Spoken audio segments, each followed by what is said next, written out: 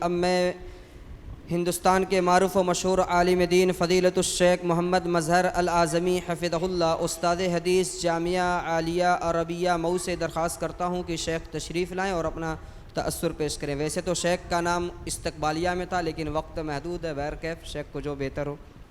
السلام علیکم ورحمۃ اللہ وبرکاتہ۔ حامداً و مصلیاً اما بعد،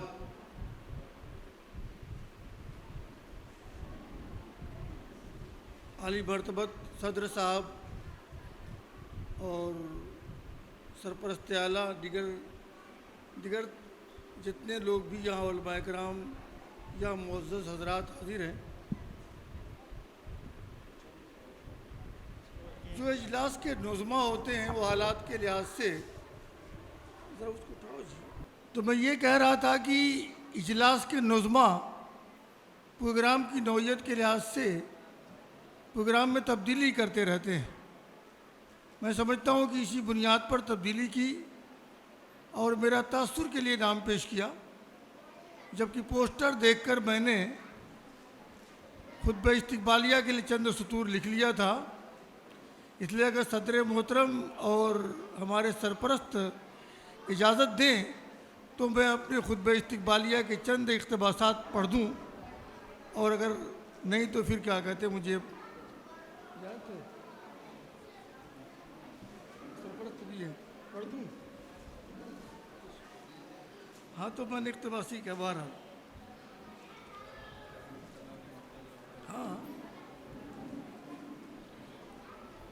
حضرات، جامعہ اسلامیہ قرطبہ بنکٹ اعظم گڑھ کی اس وسیع و عریض اور خوبصورت مسجد میں، یہ چونکہ مسجد کا حصہ ہے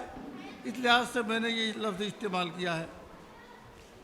فقہ ایجوکیشنل اینڈ ویلفیئر سوسائٹی کے زیر اہتمام منعقد تیسرے اجلاس عام میں آپ سب شہدائیان کتاب و سنت کا خیر مقدم اور استقبال کرتے ہوئے ہم سب منتسبین جامعہ کو دلی مسرت اور شادمانی ہو رہی ہے، کیونکہ شہر کی ہم آہنگی اور چہل پہل سے دور بلکہ اس طرح غیر آباد علاقہ میں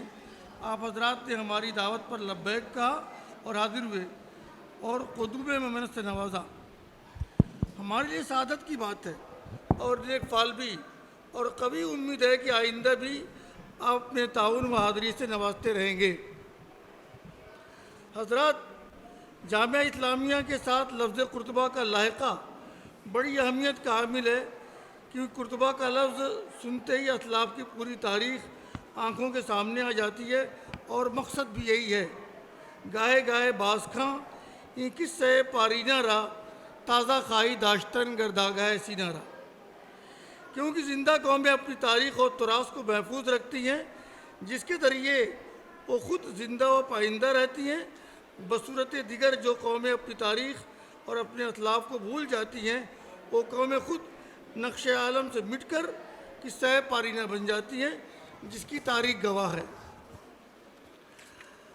ہمارے اسلاف نے اندلس میں قدم رکھا تو اس وقت اندلس تہذیب و ثقافت، علم و فن اور تمدن سے بالکل ناشنا تھا، مگر انہوں نے خون جگر سے سینچا اور اسلامی تہذیب و ثقافت سے روشناس کرایا، علوم و فنون کا محور بنایا، جس کا ثمرہ یہ تھا کہ اندلس کا دارالخلافہ قرطبہ دنیا کا نمبر 1 کا شہر بن گیا۔ مورخین کے لکھنے کے مطابق عبد الرحمن ثالث علموی کے دور میں قرطبہ شہر میں اتنی روشنی کا انتظام تھا، شہر کے 10 میل دور چلنے والا اس کی روشنی میں چل لیتا تھا۔ 600 مساجد تھیں، جن میں سب سے اہم مسجد قرطبہ تھی، جس کی مثل کوئی مسجد نہیں تھی۔ اس میں دروازہ خودکار تھا، یعنی کسی بھی شخص کے جاتے ہی دروازہ خود بخود کھل جایا کرتا تھا اور خود ہی بند ہو جاتا تھا، اسے ہم لوگ آٹومیٹک کہتے ہیں۔ میں نے 27 مارچ 2022 کے خطبہ استقبالیہ میں اس کا تفصیل کے ساتھ ذکر کیا ہے۔ آج آپ کا وقت ضائع نہیں کرنا چاہتا۔ جامعہ اسلامیہ کے ساتھ یہ لاحقہ لگا کر محمیز کرنے کی کوشش کی گئی ہے کہ اگر آج سے صدیوں پہلے ہمارے اسلاف یہ کارنامہ انجام دے سکتے ہیں تو ہم کیوں نہیں کر سکتے۔ یہاں پڑھنے والے اور پڑھانے والے اپنا ادب بنائیں کہ ہمیں پھر خطبہ بنانا ہے اور علم و حکمت کی بھاگ ڈور سنبھالنا ہے، بغیر کوشش اور صحیح و ضروری ہے، ورنہ چاہتے سب ہیں کہ وہ اوج سریا پہ مقیم، پہلے ویسا کوئی پیدا تو کرے قلب سلیم۔ بنکٹ کا یہ علاقہ اعظم گڑھ جیسے ضلع کا ایک حصہ ہے، جس اعظم گڑھ کی علمی و ادبی اور سیاسی حیثیت مسلم ہے، اور جس اعظم گڑھ کے متعلق اقبال سہیل نے کہا تھا کہ اس خطۂ اعظم گڑھ پہ مگر فیضان تجلی ہے اکثر، جو ذرہ یہاں سے اٹھتا ہے اور نیر اعظم ہوتا ہے۔ یہ جامعہ اسلامیہ قرطبہ بنکٹ، اور بنکٹ کا لفظ بذات خود اپنے ماضی کی طرف غمازی کر رہا ہے اور کہہ رہا ہے کہ یہ پورا علاقہ ارتدرات پہلے جنگلات پر مشتمل تھا، جسے کاٹ کر زمین کو زرخیز اور قابل کاشت بنانے میں اپنی ایک مثال قائم کی گئی ہے، مگر یہاں کی عام آبادی اعظم گڑھ کی تہذیب و ثقافت، تعلیم و تعلم سے یکسر محروم رہی، اور یہاں تک آنے اور اس علاقہ کو علم و دانش سے روشناس کرانے کی طرف توجہ مبذول نہ ہوئی۔ بالکل اس کی مثال چراغ تلے اندھیرے کی سی ہے۔ ممکن ہے دینی تعلیم اور تہذیب و ثقافت سے ناشنا اس علاقے کی اسلامی علمی اور ادبی آبیاری کے لیے قدرت نے ایک مرد آہن شیخ انصار زبیر حفظہ اللہ کو منتخب کیا ہو کہ وہ مستقبل قریب میں اس فریضہ کو انجام دیتے ہوئے بنکٹ کے علاقہ کو تہذیب و تمدن اور علم و ادب کا گہوارہ بنائیں گے۔ جس مرد آہن کی کاوش کا ثمرہ یہ ہے کہ آج ہم سب یہاں جمع ہیں اور اس علاقے میں اسلامی اور علمی روح پھونکنے کے لیے اپنی اپنی بساط کے مطابق اپنی توانائی صرف کر رہے ہیں، اور انشاءاللہ آئندہ بھی کرتے رہیں گے۔ گرامی قدر حاضرین، کسی بھی علاقہ کی پہلی ضرورت مسجد ہوتی ہے، جیسا کہ اللہ کے رسول نے فرمایا، اور مدینہ جانے کے بعد وہاں سب سے پہلے آپ نے مسجد کی تعمیر کی، اسی کے تحت یہاں پر بھی مسجد تعمیر کی گئی۔ سامعین کرام، میں آج جس جگہ آپ سب کا دلی خیر مقدم کر رہا ہوں ایک مدرسہ اور تعلیم گاہ ہے، جس کی حیثیت اور مقام ایک پاور ہاؤس کی طرح ہے، جہاں سے پورے علاقے میں روشنی پہنچتی ہے۔ یہ پاور ہاؤس جتنا ہی زیادہ مضبوط اور بہتر ہوگا، اتنی ہی زیادہ اور اچھی روشنی اس علاقے کو میسر ہوگی۔ یہ علاقہ اس بات کا متقاضی ہے کہ درسگاہ تعلیمی اعتبار سے پختہ اور ٹھوس ہو، جو آپ جیسے علماء کے علمی تعاون کے بغیر ممکن نہیں۔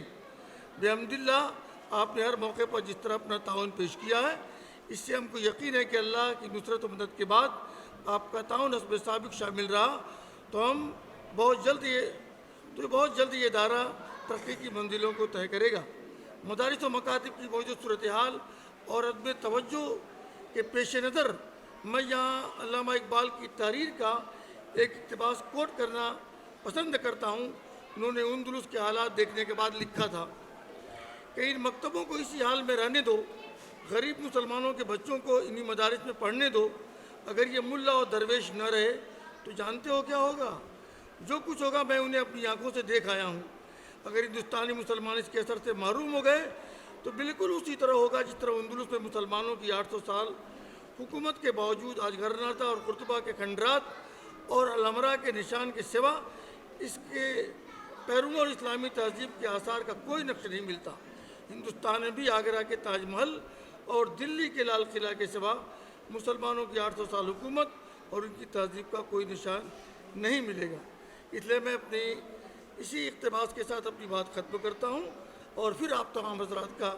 اس میں خیر مقدم کرتے ہوئے شکریہ ادا کرتا ہوں کہ آپ نے اپنا وقت دیا، اور اس بات کی ہم آپ سے امید بھی رکھتے ہیں کہ آئندہ بھی آپ ہر طرح سے اس کا تعاون فرماتے رہیں گے۔ وما علینا الا البلاغ، والسلام علیکم ورحمۃ اللہ وبرکاتہ۔ ماشاء اللہ، جزاکم اللہ خیر، بارک اللہ فیکم۔